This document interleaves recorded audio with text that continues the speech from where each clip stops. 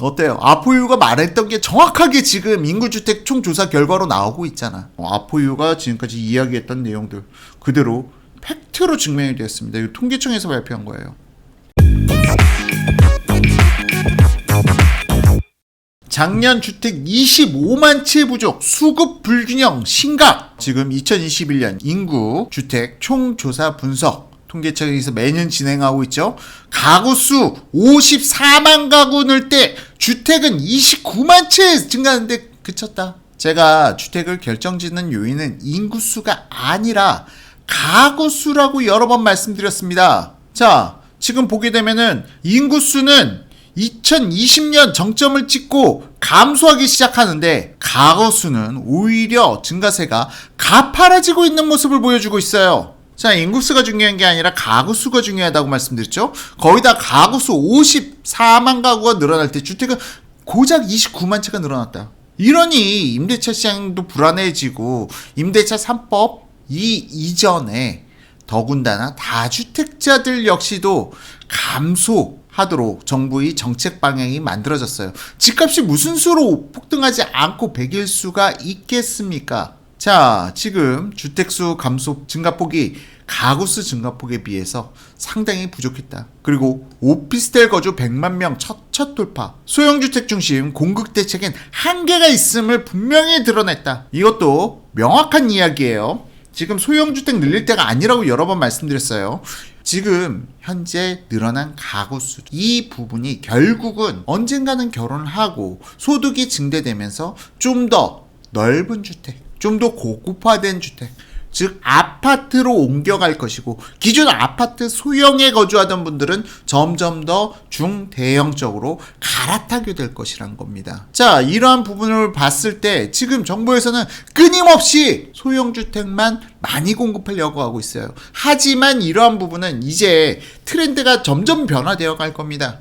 인구 고령화에 준비해야 된다는 거죠. 인구 고령화가 된다는 거. 결국은 이 부분이 지금 20대, 30대가 40대가 되고 50대가 되면서 점점 라이프 스타일은 고급화를 지향하게 된다. 왜? 그만큼 소득이 증대되기 때문에. 지금 20대, 30대 분들 중에서 이 영상을 보시는 분들, 나한테 그런 때가 올까? 라고 생각하실지 모르겠지만 제 주변 친구들도 다 그랬어요. 저희 때도 20대 때 정말 취업 걱정하던 시기가 있었고 정말 내가 결혼해서 자녀를 갖는다는 걸 상상도 하기 어려웠던 시기도 있었던 만큼 여러분들께서도 보다 긍정적인 미래를 가지고 지금 좀 더 노력하신다면은 여러분들이 40대, 50대가 훨씬 더 빛나게 빛을 발할 것이다 라는 부분 말씀드리고요. 어쨌든 작년 주택 25만 채 부족. 자, 지금 지난해 우리나라 인구수는 5,173만 명, 전년 대비 9만 1,000명 감소했지만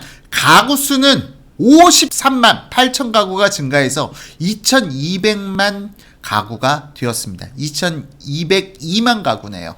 지금 1, 2인 가구 등으로 가구가 분화되었기 때문이고요. 그런데 이 시기 우리나라 주택수는 지금 28만 6천 채 증가하는데 그쳤다. 53만 8천 가구가 증가했는데 주택수는 28만 6천 채가 증가하는데 그쳤다. 야, 이거 그런데 사실상 주택을 지금도 멸실시키는 사람들도 있어. 왜? 종부세가 너무 무거우니까. 자, 지금 이러한 부분들. 주택 구매 단위가 되는 가구 증가 대비 주택 공급이 25만 2천 채 모자랐던 셈. 이는 지난해 전국 주택가격 폭등의 유력한 원인으로 꼽힌다.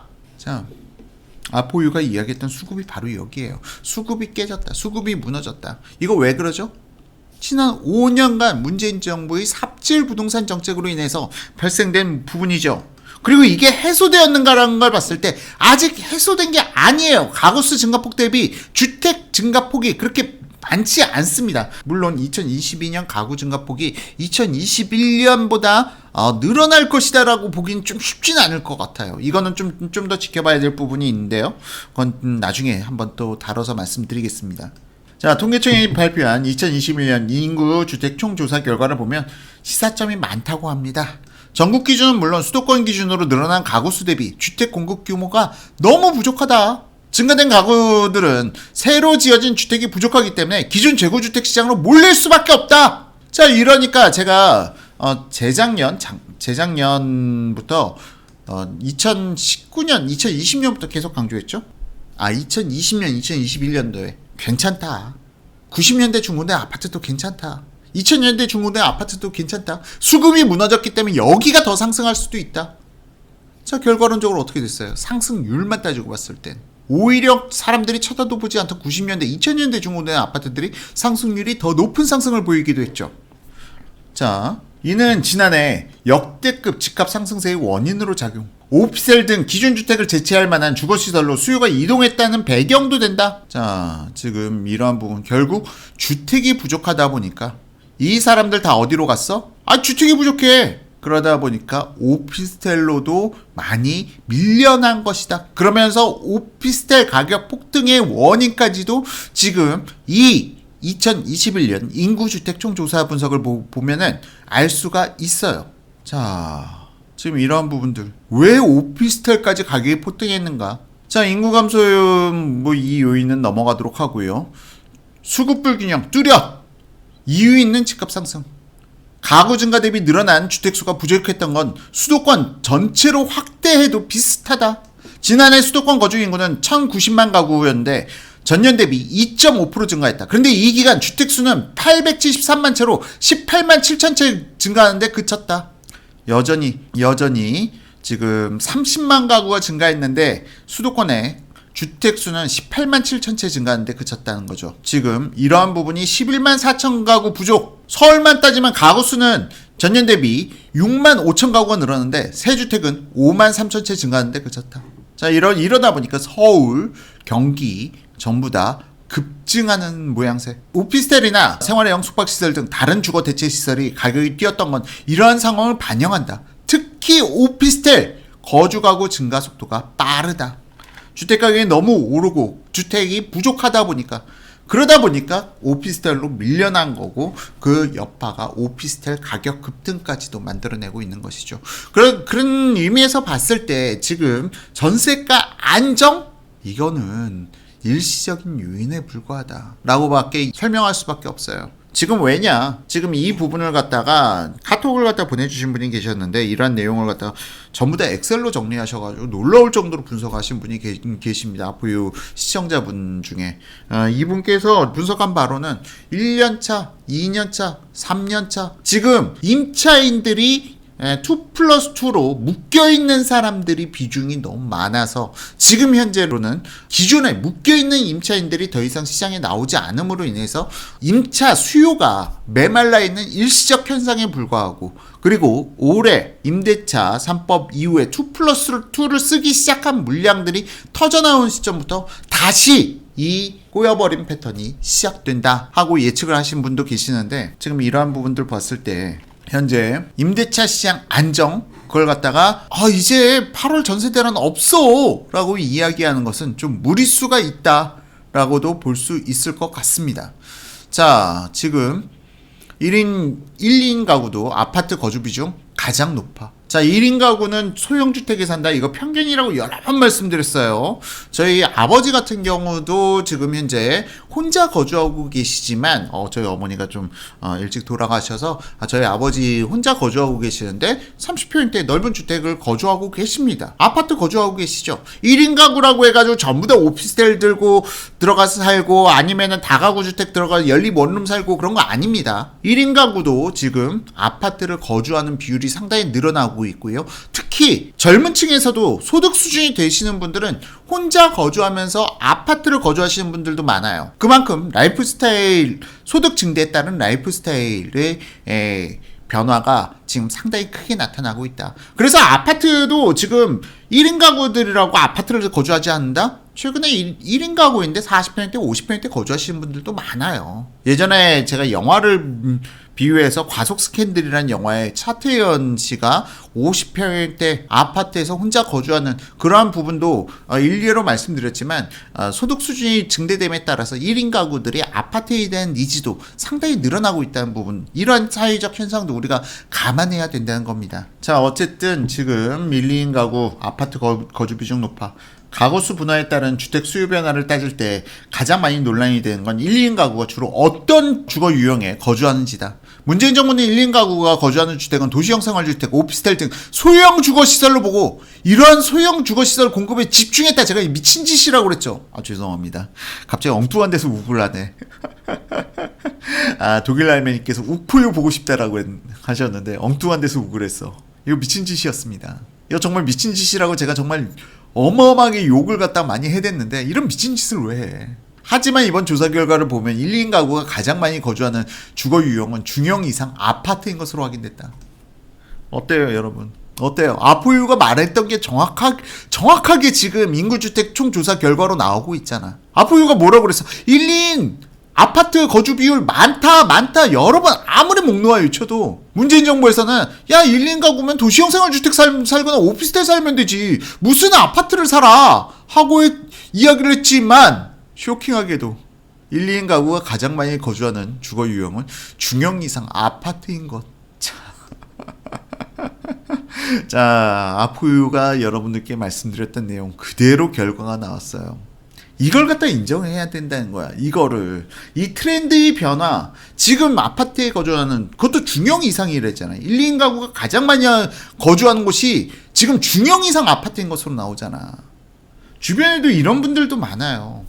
요즘 이혼 부부들도 지금 사실 1, 2인 가구가 이렇게 많아진 것은 60대 이상, 요즘 70대 이상을 고령이라고 해야죠. 70대 이상 고령 인구들이 아파트 거주 비율이 높아진 부분도 있지만 이혼한 부부들이 자녀가 없다 하더라도 내가 이혼해가지고 오피스텔 들어가서 산다? 그런 모습 보여주기 싫어서 더더욱이 더 아파트 내가 그 결혼 시기에 내가 누렸던 라이프 스타일을 유지하려는 그 관성이 강해서 지금 이혼 세대들 역시 1, 2인 가구들이 중형 이상 아파트에 거주하는 비율이 높아지는 것도 나타나고요. 그러니까 서울 같은 경우에는 인구 감소가 1000만 찍었다가 2017년인가요? 1000만 찍었다가 인구는 감수세로 돌아섰어. 990만, 980만.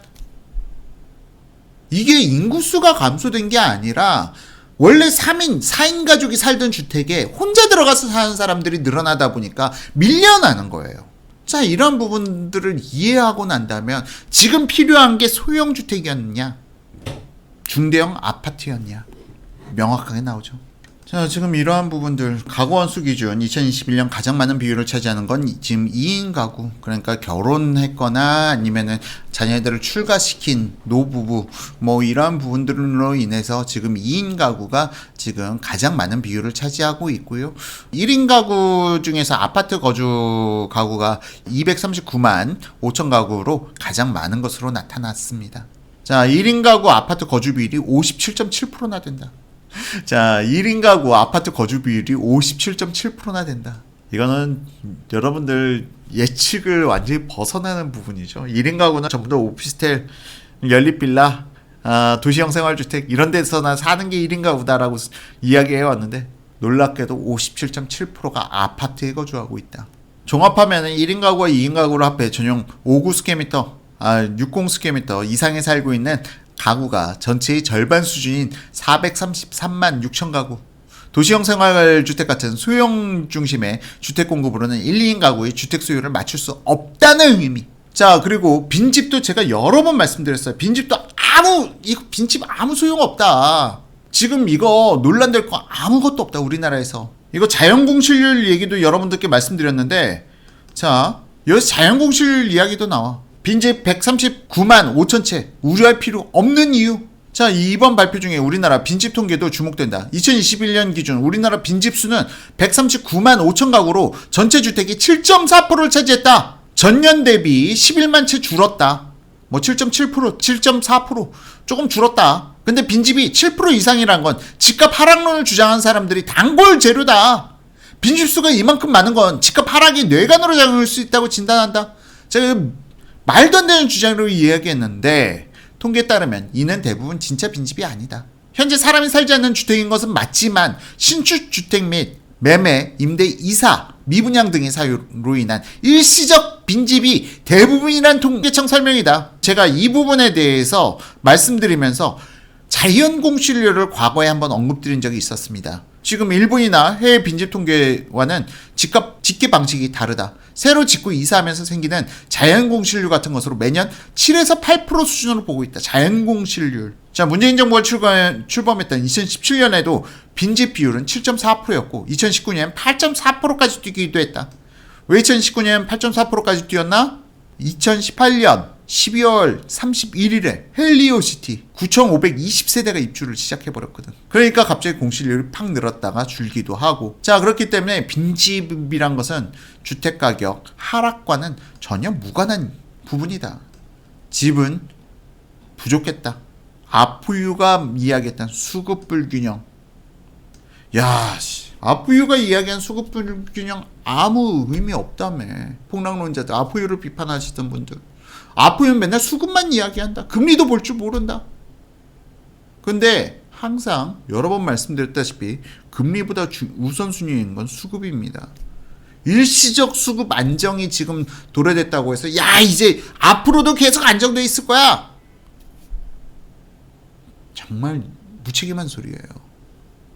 지금 이 부분에 대해서 아포유가 지금까지 이야기했던 내용들 그대로 팩트로 증명이 되었습니다. 이거 통계청에서 발표한 거예요.